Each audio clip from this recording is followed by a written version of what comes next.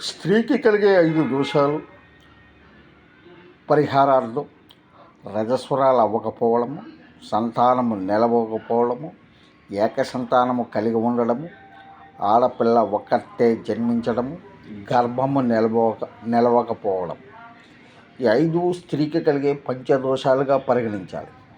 ఈ దోషాలు పండ్లు పూలను చెడగొట్టడం ద్వారా, భార్యాభర్తలను విడదీయడం ద్వారా, పిల్లల్ని హింసించడం ద్వారా, పరాయి మగవాళ్ళని కామంతో కోరుకోవడం ద్వారా కలుగుతాయి. ఈ దోషాలు కనబడిన వారు గోవ్రతం చేసి పుణ్య దంపతులకు భోజనం పెడితే దోషాలు నివారణ అవుతాయి. ఇది జనమేజయునికి వైశంపాయనుడు చెప్పిన దోష పరిహార సారాంశంగా భావించండి.